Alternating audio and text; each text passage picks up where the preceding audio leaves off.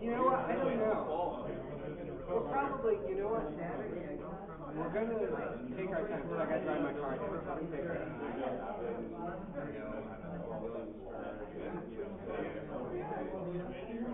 Yeah, I've never been there. I heard it.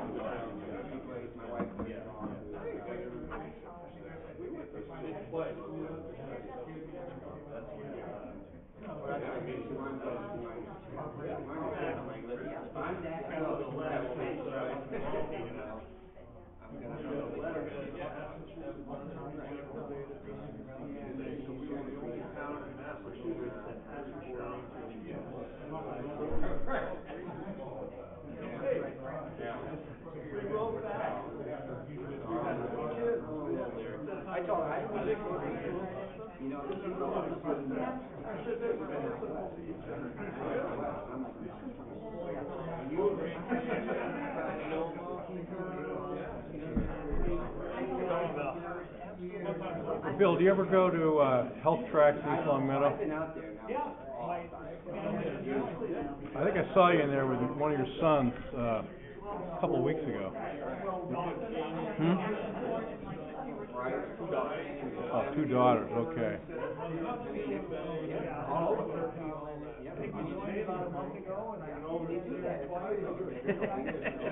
I think I saw you there once. I wasn't sure it was you, though. Yeah.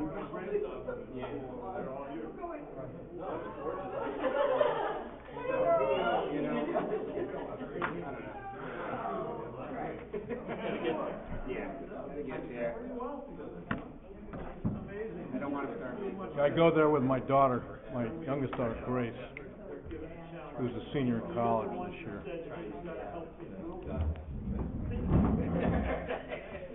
That's why the pandemic for me was you ready to go down. Perfect way to Too much elbow room in these tables, huh? through, you have to backward. Right, left, forward, backward. Yep. Microphone's on.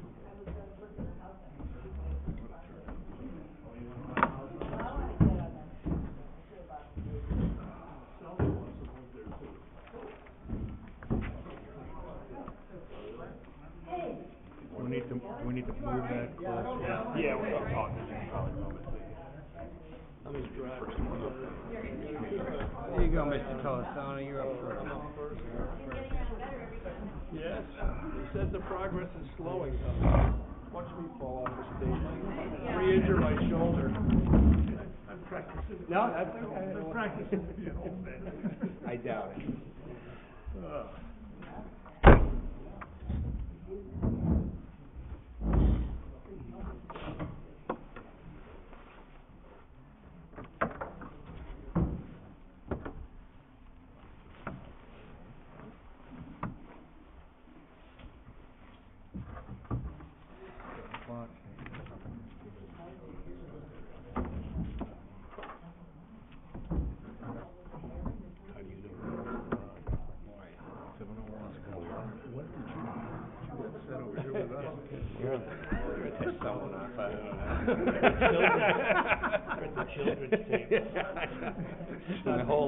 My whole life. We're going to have more fun. You ready? Yep. Yeah. Well, good evening, everybody. Welcome to the 2022-23 annual budget meeting by the Board of Finance. I'm Joe Tolasano, a member of the Board of Finance. Chairman Parker, Mike Parker is the chairman. Kathy Devlin, member of the Board of Finance. Dr. Salka and Ralph Williams. Also want to recognize Brian Wissinger and our CFO, Mike Marinaccio. This evening we're going to have presentations by Dr. Zapla on the Board of Education's budget, First Selectman Tim Keeney on the Board of Selectmen's budget. The Chief Financial Officer will review the overall revenue and budget picture, and then Chairman Parker will take your questions and comments, and then we'll have a wrap-up. So we'll begin with Dr. Zeppelin. Thank you. Thank you, Joe. Good evening, everybody, and thank you for coming out on this chilly evening, spring evening. I always like to start off my presentations talking a little bit about our strategic plan, because it really is the guiding principles, the guiding document that really is the roadmap for what we do in the school system, including setting up our budget. And this community-based plan, community development plan, was developed in 2019. We've hit a few speed bumps over the last couple of years, but we're back on track. And really what it does is outlines the vision, the mission of the school system, but more importantly, the goals. And the goals of, and everything that we do in the school district, including budgeting, needs to come back and have some correlation to the goals of increasing our student achievement, making sure that we're providing professional learning, responsible professional learning to our staffs so that they can enhance our student achievement, and putting in a number of accountability systems into the school district. From that, this year we set up our budget priorities. The first budget priority was to make sure that we could meet all of our contractual obligations. The second priority was to make sure that we increased our student achievement and educational opportunities by providing all of the staff and the students with the necessary resources. And then the third, an unfortunate one, is we have to react to all the instructional and mental health needs that have been brought on by COVID, and unfortunately we anticipate that we will be having to deal with these into the future. So we have, the Board of Education has approved a budget of $26,270,772. This represents an increase of just over $1 million, which is an increase or a percent change from the current school year budget of 4.08%. Within our budget, we have 10 major categories, and obviously there are a number of subcategories under each one of these, but I won't run through all of them, but to kind of focus on some of the major ones. And right off, the top two are pretty much the major budget categories, not only in the Board of Education, but probably in most organizations. That are the salaries that we have to pay to our staff, as well as the insurance. And you can see the increase from those two lines is approximately $640,000 alone. Salaries are based upon contractual obligations, and health insurance is being driven by a number of things, which I'll get into in a little bit. The next major increase is our tuition, which is about $111,000. This tuition is based upon a number of things. There have been increases in magnet school tuition costs due to those magnet schools being underfunded by the State Department of Education. And also we're seeing an increase in our out-of-school district placements for our special needs students. Not only seeing rate increases there, but we're starting to see an unfortunate trend of increases of students who are being outplaced because their needs are so complex that we cannot handle them within the school district. I won't go through all these, but you can see that there are some other minor and other substantial increases. Pictorially, you can see that salaries, insurance, tuition, transportation, and utilities, these make up 92% of our budget. These are expenditures that we really have very little say or leeway in, because they're either we're contractually obligated to pay them, or they, in the case of utilities, we have to pay the bills in order to keep the lights on. The other remaining categories of maintenance, instructional resources, equipment, extracurricular activities, and administrative overhead only make up about approximately 8% of the overall budget. As I said at the beginning, there was about a $1 million increase in our budget this year or next year's budget compared to this year. And the significant impacts are right here. First off, our salaries, which we're seeing about a $280,000 increase. We have 5 collective bargaining units within the school district, and the general wage increases are bargained at various times throughout a number of years. So a major driver of that $279 are those general wage increases that have been collectively bargained. In addition, as I mentioned, we need to respond to what we're seeing from both a mental health as well as an instructional need that COVID has brought on, and thus we have also budgeted for 3 additional positions. One is to deal with some special education issues we're seeing at the kindergarten level. We're also brought in a math interventionist at the elementary school, as we see our math scores are in severe need of improvement. And then we were also brought in a STEM coach, which is science, technology, engineering, and math, to address some of the deficiencies that we have at the upper levels. The other position that's driving this increase is a part-time human resource specialist. Human resources is getting extremely complicated and complex, and if you make a mistake, it can cost you quite a bit of money. Currently, the human resources is spread upon 5 different people within the central office, and we feel that it was necessary to consolidate that, and we're looking for a 0.6 increase, or a new 0.6 position. The next major driver is our insurance and benefits. As we're all aware, the cost of health care seems to skyrocket every single year, and it's no different for the school system. We're projecting a 12% premium increase next year, mainly driven, unfortunately, due to some very high claims that have come across our group over the last couple of years. But a new phenomenon we've seen this year is we've seen an increase in our staff enrollment in our benefits program, either at the beginning of the year or even mid-year. And this is predominantly being driven by COVID again, where a family that one spouse who's not working in the school system had the health benefits but has lost their job, is not working, and they need to be transferring the health benefits over to one of our employees. So a fairly new phenomenon that we're experiencing. Transportation, we've recently signed a contract extension with First Student that we feel is very beneficial in the terms, financial terms. Certainly we've seen our rates lower than our regional school districts, so we're very happy with the contract that we signed. $23,000 is probably the lowest increase in our transportation costs in the 5 years that I've been here. Instructional Resources is around $99,000 increase.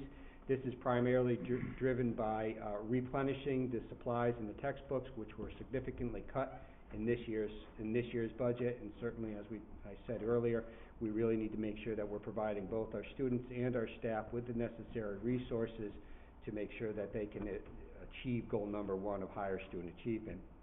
Equipment is increasing by $71,000. Again, this is really to recoup the cuts that we suffered in this year's budget. We have a 5-year technology replacement plan and a 5-year musical instrument replacement plan. We were not able to meet our obligations because of the cuts, so we're looking to recoup that money to get our 5-year replacement plans back on track. And then the final significant impact is maintenance. This is, again, we had to make some cuts here, so we had to defer some of the projects and maintenance in the school system. We were hoping to get back on track with that, as well as some additional COVID-19 related supplies that we're going to need to continue with. There were a few items that were not funded, but I would surmise that we may see them in future budgets. Again, with that focus on student achievement, we are trying to develop our curriculum instruction department so that we can better meet the needs of our students. 2 curricular leaders were not funded this year, but they are something that we are going to be prioritizing in future budgets. Also not included in this year was additional school bus for our pre-K transportation. All in all, there was an additional $218,000 that was not funded in this year's, or not put forward in this year's budget. And the final slide is really kind of a cost comparison of how we do.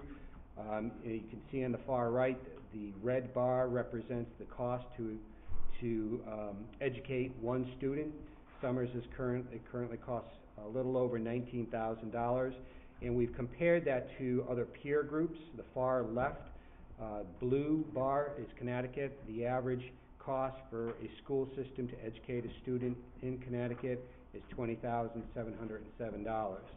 And then the middle bar, which is the green bar, That's how we compare to our peers in DIRG C. We are in DIRG C. DIRG, for those of you who don't know, is a district reference group. This is, every school district in the state of Connecticut is put into a district reference group, and it's usually based upon socioeconomic similarities. So when comparing our cost to educate a student in Summers to our peer groups in DIRG C, we're still below them. So I think we're doing pretty well, trying to maintain lower costs as compared to our peers. So that is the end of my presentation. At this point in time, I'll hand the clicker over to our first selectman, Tim Keeney. Forward, yep, right, going forward.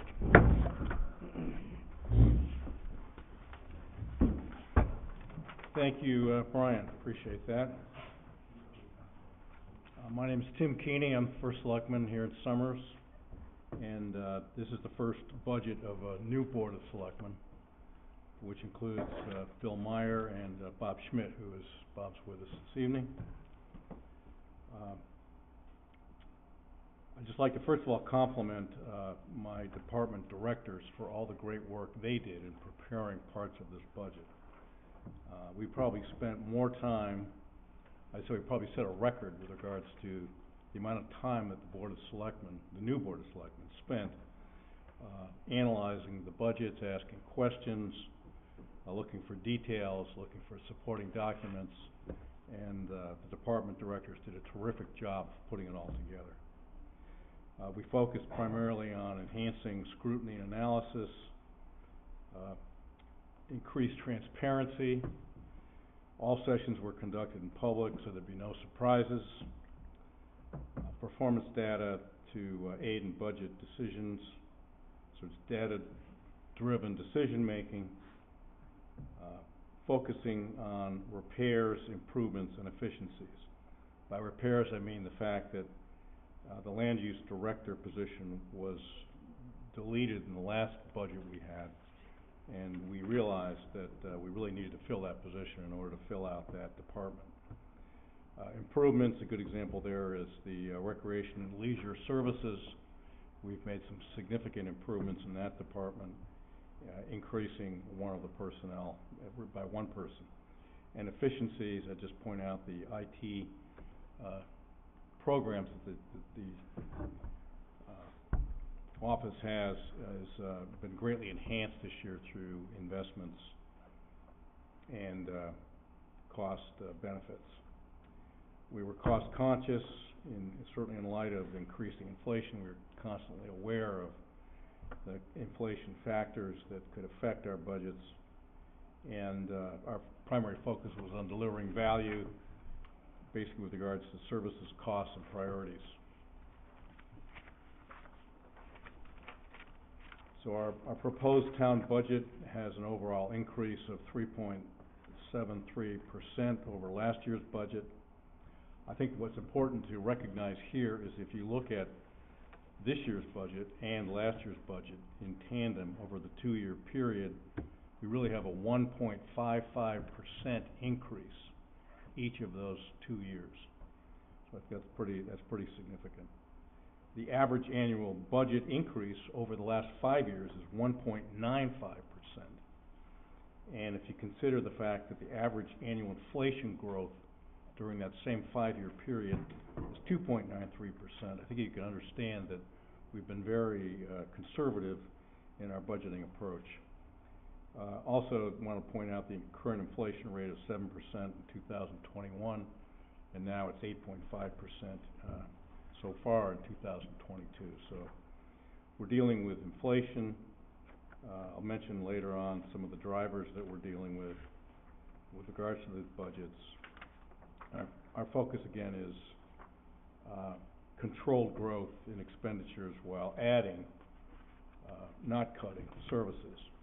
Those additional services include things like the advanced life support system that the fire department offers, our recreational reorganization of our rec and leisure departments, the SUSER IT contract that we set, which is going to save the town some significant money as well as increase and greatly improve the functions that are available to the town. and our new and improved, building inspector. We recently signed an agreement with Stafford to, give us a building inspector for 21 hours a week. Want to look now at the expenditures by department. Again, these are what we believe, the Board of Selectmen believes, are the minimal requirements to run this town. I'm not gonna hit all the elements here, but just to point out a few. Under Public Works, we've got a 3.24% increase over last year, and you gotta realize that included in that is the fact that utilities have increased in cost by 40%, and vehicle fuel by 65%. So I think you can understand that a 3.24% increase, and you consider all the energy and fuel that the town uses to do its job, that's pretty significant. Let's see, the fire department is at only 1.5%, but that does not include a union contract that we're negotiating. We expect to have resolution sometime in the next several weeks. Police is down 4.57%. That's primarily due to the fact that we have a new resident trooper and reconfigured full-time and part-time staff. The library is at 6.51%, but I need to point out that the library board agreed to offset their budget increase by taking $14,000 out of their endowment fund and putting that towards their budget increase. So the actual increase to the town is certainly less. Again, rec and leisure is up 4.49%, but that's because we've added a position, and we've also providing a new program on youth services that we're excited about. Sanitation, as you can see, is down 10.63%. That's primarily due to the fact that we have a new sanitarian in town. It's Andrea Vetrano, and our prior sanitarian has retired. That's pretty much it. So again, in total, 3.73% increase. This is expenditures by category. There's not too much to point out here. Salaries increased by 7.45%. That's primarily because we have two new positions, a land use director that was dropped last year, but now we've brought it back, and a recreational coordinator that we think will be at a tremendous expansion of our rec department and many more opportunities for the town. Public safety, a reduction of 3.62% includes fire, police, and emergency management. Transfer station, it's an increase of 23.29%, but I can say that's a contract that we have, the town has, and those expenses are increasing for every town, not just Summers, and it's really an uncontrollable increase. In that we do have a competitive bid, but our contract provided for an increase, and there will be further increases next year as well. Information technologies, you can see, went down significantly, 32.78%. That's primarily due to the fact that we have a new consultant, Suzar IT, that allows us some significant new benefits with regards to information storage and cyber protection. That's pretty much it. Okay, the budget increase drivers that are worth mentioning. Again, don't forget that the inflation for 2021 was 7%, it's 8.5% so far this year. Under salaries, we are providing a 4% salary increase for town staff, and it also increases salaries because it's 7.45%, increases salaries for the new land use director. Insurance and benefits, increase of 7%. That's state sponsored, so we think it's a pretty reasonable amount considering what other outfits have opportunities to incur. Some offset expenses under insurance include workers' comp and liability insurance, public works. I mentioned the gasoline, diesel heating price increases, and also it's worth mentioning that our operating funds now come from the state-sponsored Town Aid for Roads Fund, also known as the TAR Fund.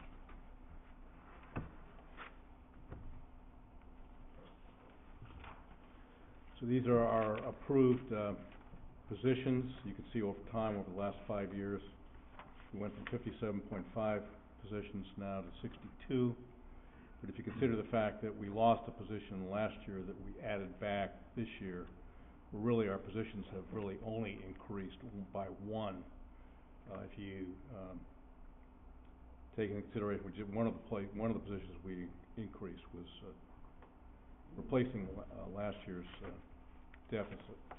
So that's the end of my presentation, and I'll be followed by our Chief Financial Officer, Mike Marinaccio. Yep.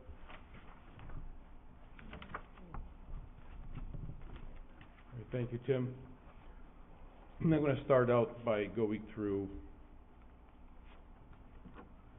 the remaining expenditures on the expenditure side. Superintendent and the first selectman have walked you through their budgets and what they're made up of. I'm going to start down on the capital improvement line, where we show a no increase at all. That capital improvement line is a contribution from the general fund into our capital fund, and that amount of money right there will be covering the expense of leases that we have for equipment. We're on a 5-year lease cycle, lease to buy, and that will cover that. So there's no increase there.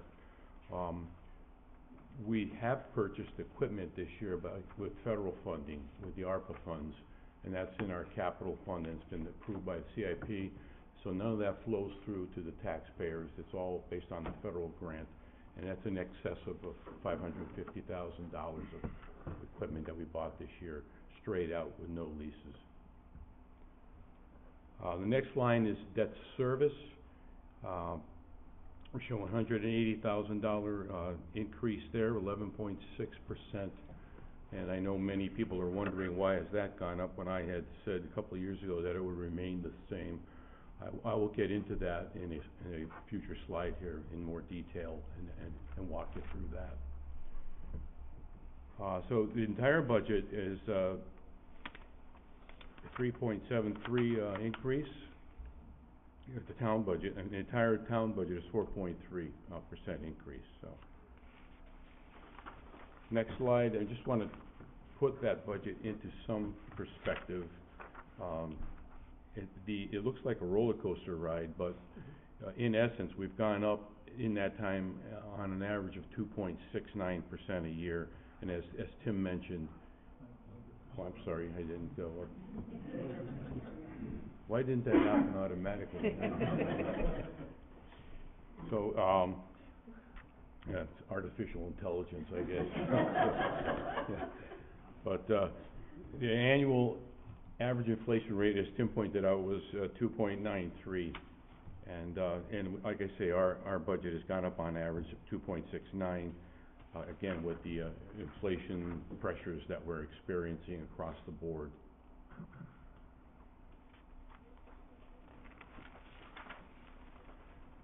Okay, so here we are with debt service, and I want to point out that even though it looks like an 11.6% increase, it is in actuality a net decrease.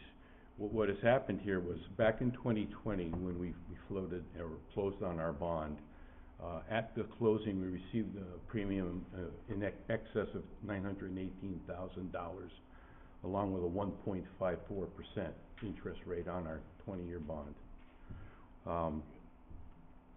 So we, accounting-wise, we want to spend that money to lower debt service. So we amortize it over a 5-year period. And so this year's amortization of that is $200,650. So if you take that off the 1.7 million, your real net is 155,37188. Follow that red line downward, you're actually $20,000 less than last year's. So if you look at debt service since 2020, when we floated the bond, it went down that year to 1.6. It stayed the same the following year at 1.6. It went down last year to 1.557, and now it's gone down this year a little bit more to 1.537. So the debt service payment in town is stable. We're looking for the same decrease next year as we amortize another approximate $200,000, and the same in the following year, in 2024. And then after that, we'll have a cliff where old debt service really falls off, and it'll make us able to bond, and so.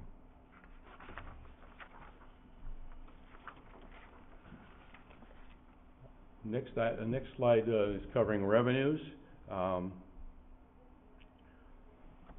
Property taxes is obviously our number one revenue source. So 71% of our budget is in property tax. The state average in that category is 73%. Likewise, state aid for us is a 24% number. The state average is 22%. Our numbers come down in that over the years because of the erosion of the pilot. It used to be higher. It used to be around 30% at one point, but that has eaten away. We did get a bump in it last year, and we're enjoying that bump again this year. Not too sure where that will go in the future, but right now it's the 71-24 mix. The use of fund balance is down. I'm going to speak to that in the following slides. It's down $70,000 to $75,000 this year, so the change of a minus $548,000. Interest and premium, that's where your premium is. Of that $230,000 in this year's budget, $200,650 is the premium, so the revenue comes in. And this is, I mean, I understand people always question accounting, but this is what accounting move that was strongly suggested by our auditors. Show the revenue and the premium coming in, and then show the actual debt service and the amount going out. So I'd say in the past we would show a net number. This is really more transparent, so it's probably the better way to go. The transfers in, as Tim pointed out, the library did have a transfer in, the rec department, the ambulance fund. All these departments are supporting their budgets with the monies that they make during the year conducting their activities. And then permits and fees are going up a little bit, and our total revenues will be increasing 4.30%.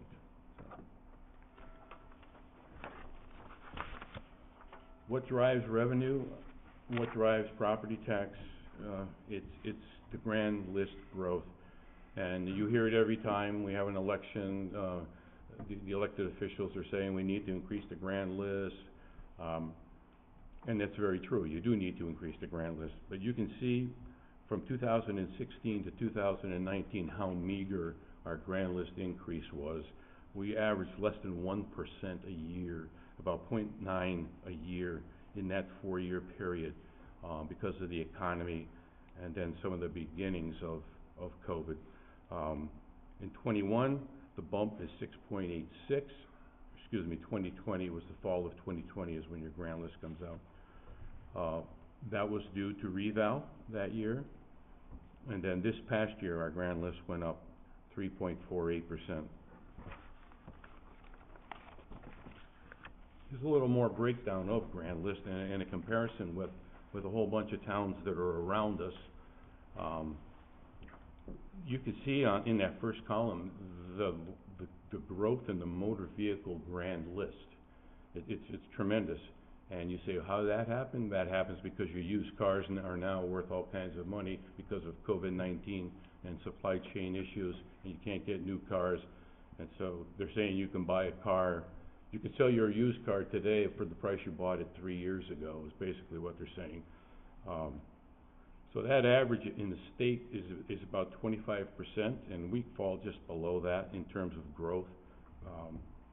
You see the one low one there was Windsor Locks. That's a pandemic-related loss. That town has all kinds of cars at car rental agencies at the airport.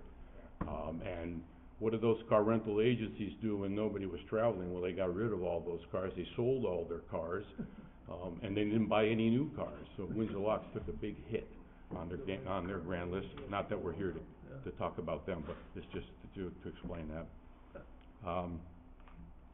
So our overall grand list growth, like I said, was 3.48%. The average for the non-reval towns here on this list is 3.31. So we're falling right in the middle. So we're not too far off. Other towns are kind of in the same boat. Things are growing slowly, unless you're in like Enfield, Manchester, and Vernon, where shopping centers thrive, and they had a reval year also, and so they've got a tremendous bump there, as you can see.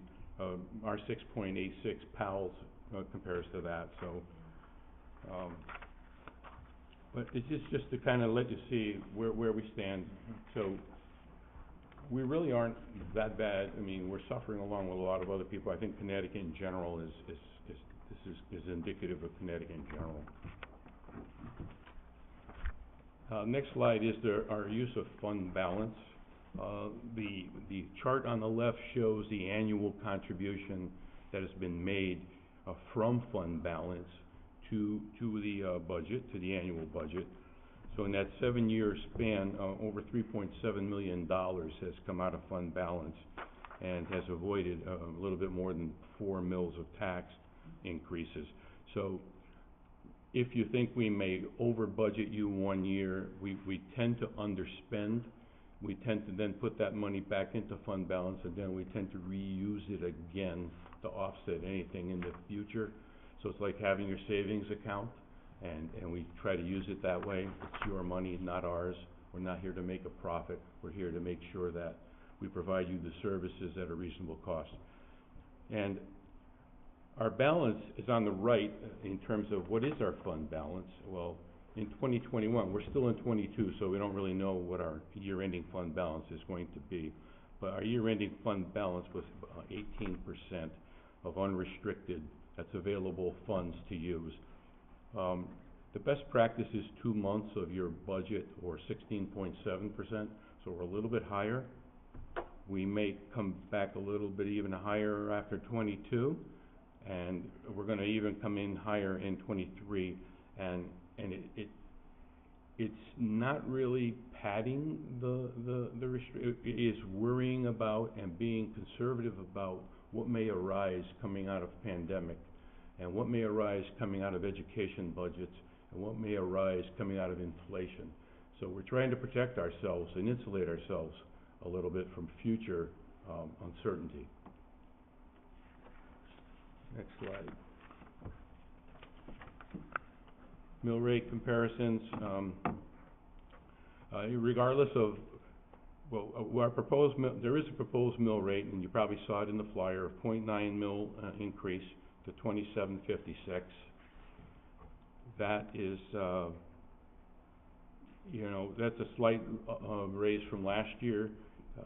We still, even with that increase, are the lowest tax rate, have the lowest tax rate in Tallinn County, second lowest in Hartford County.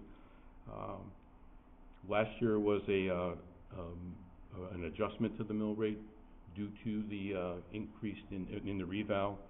We dropped it down, but then we had to up it a bit, but it was still lower than 27.37. Some towns don't drop it, other towns do.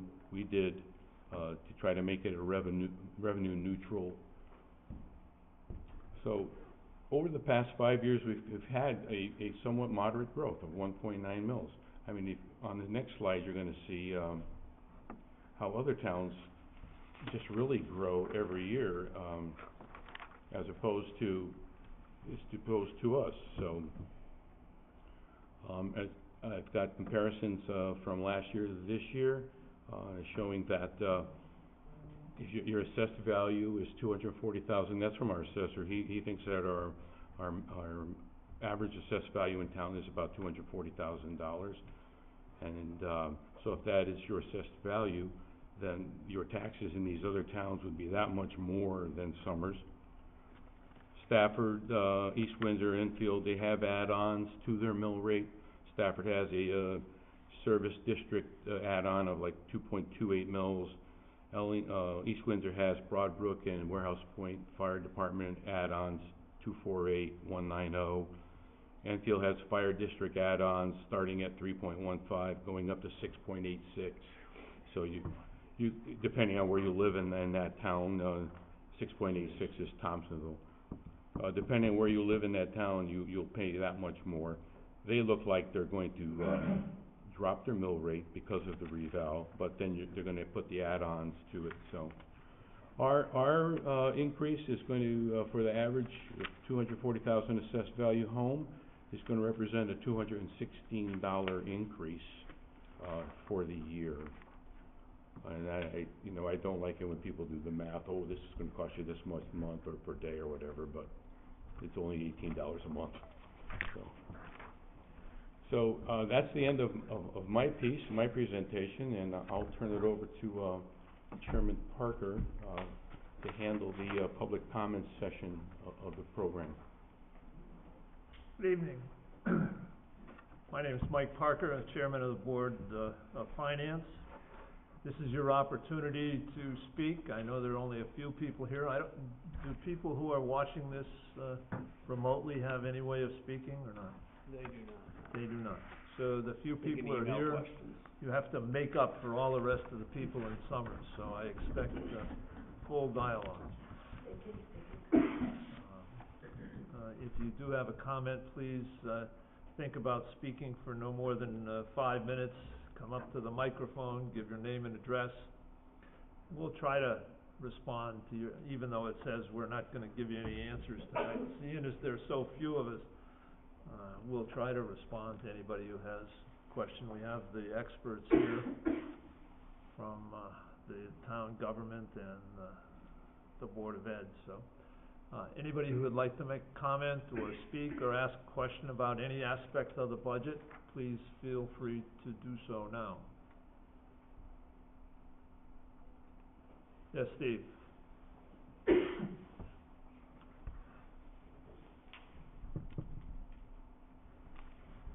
Steve Krasinski, 55 Long Road. First question, Tim. On this budget summary right here. Budget summary. The last item. Just back up a little bit from the microphone, Steve. Okay, the last item, miscellaneous. 554%. I missed the explanation. What happened? Hang on for a second, I'll get you. Did you look at it? Right here. Right here, huh? Yeah, I got it. Typo? No, that's contingency, contract negotiation. That's right. It's One of your first pages. Yeah, that includes, negotiation money for the contract. that includes contingencies for contracts, and one of the contingencies is the union negotiation with the fire union. That's, So rather than put any specific amount in the fire department, we put it in a contingency line item because we don't know what it's going to be because it's being currently negotiated. So this is in addition to your increase of your salary and your benefits. I think the salary pool is in that as well, is it not? The town-wide salary pool is Yeah. part of that as well, yeah. So that includes the 4% increase for townwide salaries. Is a 4% in this 183 increase? Yep. Or is the 4% already included in the salary? 4% is in that. Is it in the miscellaneous? Okay. So how much of that is contingency for the fire department? Well, it's a secret, to tell you the truth, because we're in Oh, you don't wanna tell negotiations. us. Okay, I understand that. I'd like to be able to answer that question, Okay, but okay. come back to me in a couple of months and I'll nail it. I'll call you tomorrow and let me know. Over the phone. Okay. Okay. All right, next question I have, Board of Education. This started about 8 years ago. We got the story that we need math books for the school. So we spent thousands of dollars, got math books for the school. The big push was, we need math books because we're gonna get rid of some textbooks. Not gonna have to buy textbooks anymore. 4 years after that, got rid of the math books, got a new system in. Spent thousands of dollars for new iPads or something else. Once again, not gonna need textbooks. And what surprised me is when I looked at your flyer that went around to the houses, you showed $126,000 for textbooks. I thought the iPad got rid of textbooks, so what's the disconnect here? There is no disconnect. There still is a need for textbooks, but included in that are all of our subscriptions to the electronic versions of the textbooks. Is that a big amount? Is that a big amount? Yeah. Yeah, very big when you're talking about 12 grade levels, multiple subjects within each grade level. You're talking about, a tremendous amount of money for a tremendous amount of textbooks and electronic subscriptions. So what do you tell me? You're not buying a lot of textbooks, it's mostly for publications? We're buying more of the electronic subscriptions than we are textbooks. But Okay. unfortunately, a lot of times, the way that the publishers bundle it is you cannot buy the electronic version without buying the textbook. Okay. Okay, all right, thank you. Other folks, comments, concerns, questions?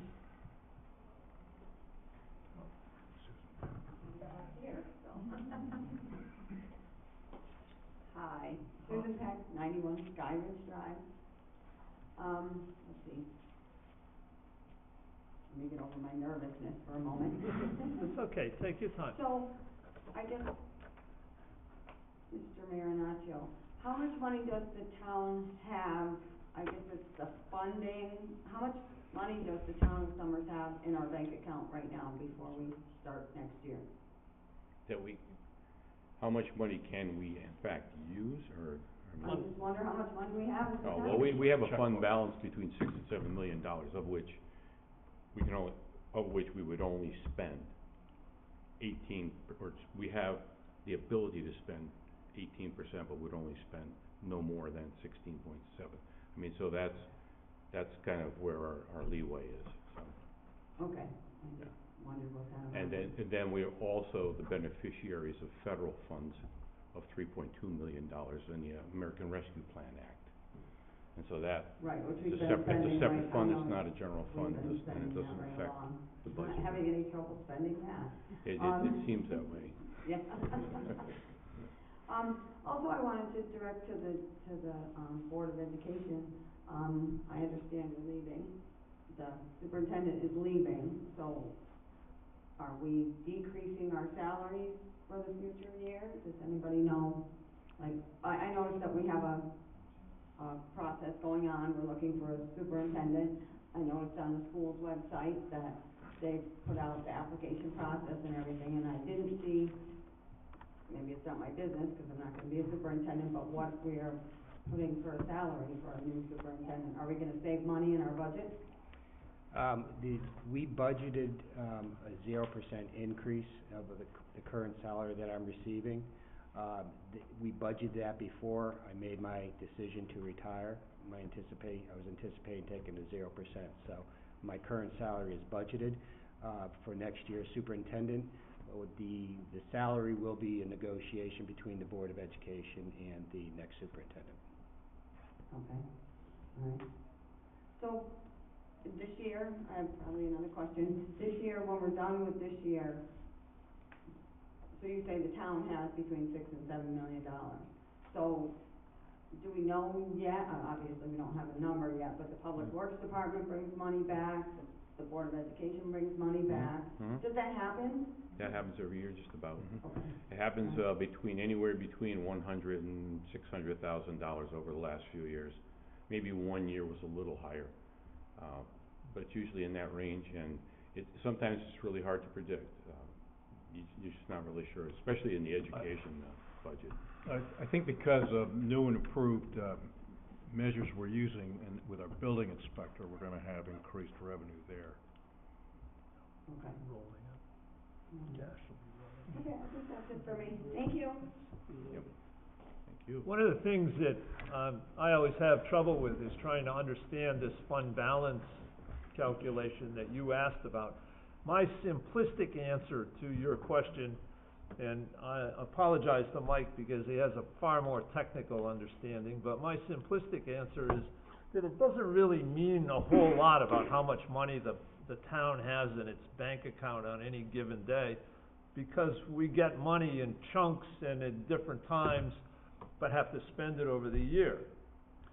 But the amount that we keep in the fund balance every year is 2 months' worth of our operating costs. And the reason we keep that 2 months is that gives us about the best bond rating that we can get as a town of our size. So this year, we're actually keeping more. We have about $750,000 more than the 2 months worth of funds.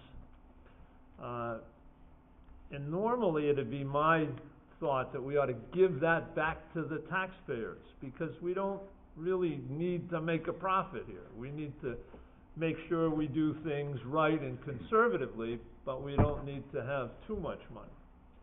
When we end up with too much money, that means our tax rates are too high. This year, however, though, the Board of Finance has decided to keep that extra pile in the fund balance, that extra $750,000 in the fund balance, because we're in strange waters, kind of, in terms of inflation.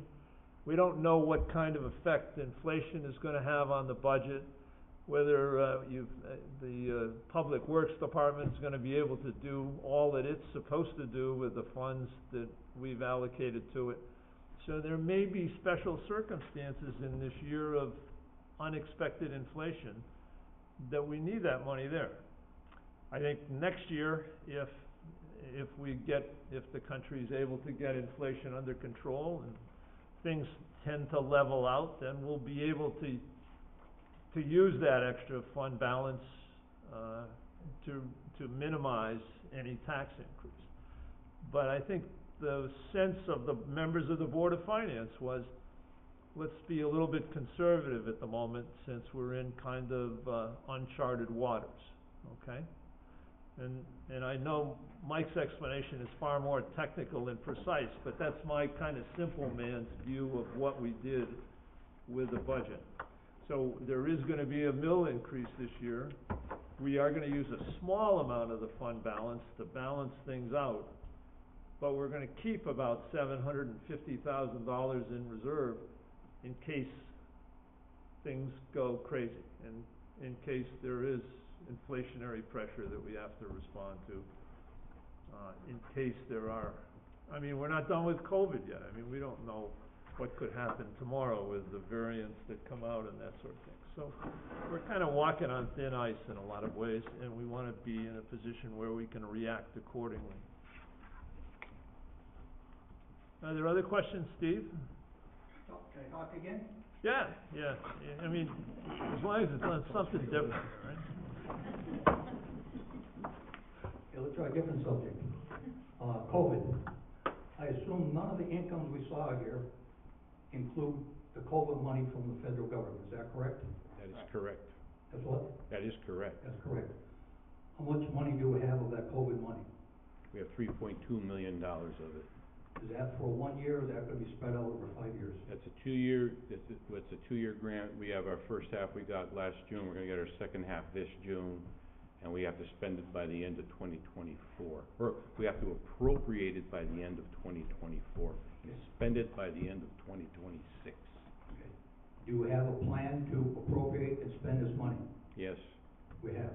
Yes. So we don't see this somewhere in the future? Like, do we have to approve it as a town meeting or anything? No. No. The appropriations for the COVID money are subject to approval by the Board of Finance. Yep. And so far, it's been the sense of the Board of Finance that we'd like to use, that we'd like to see the pretty much the general game plan for all of the remaining appropriations before we make final decisions. In other words, instead of having things piecemeal, we'd like to see a more general, complete package. We've made some appropriations of some of the money. $644,000 of it has been used to make up the difference between revenues that we've provided for and the budget shortfall that would occur. So we're using $644,000 of those COVID monies for that purpose.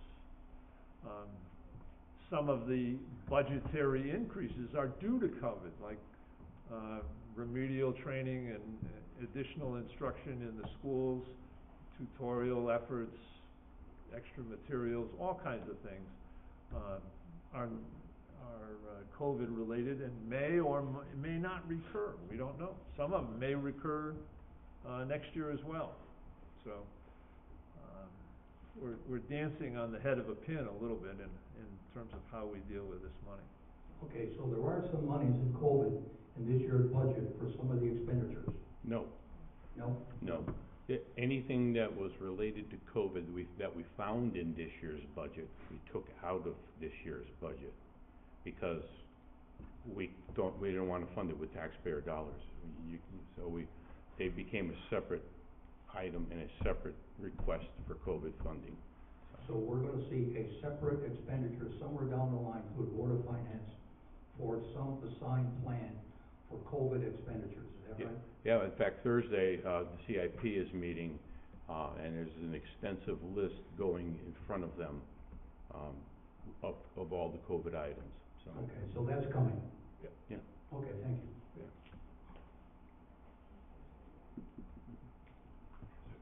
Anyone else? Okay. I think, what's that? Brian, did you have a wrap-up? Yeah, just if you have any questions, feel free to reach out to myself or to Mike involving the town budget, or to Superintendent Zapla for any Board of Education questions. The public hearing presentation will be up on the town website tomorrow, and there are some budget books at the back that contain portions of the public hearing and other line item details of the budget and so forth. So feel free to reach out to us if you have any follow-up questions that you maybe didn't think of tonight. Okay. Thanks. Thank you very much. Meeting is adjourned. Thank you all. Thank you all for coming.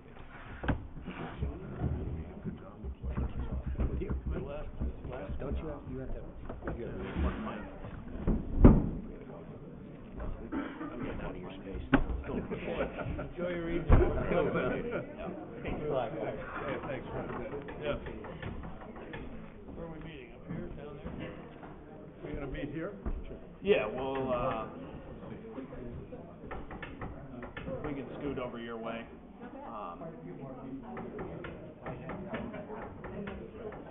I'm just gonna start.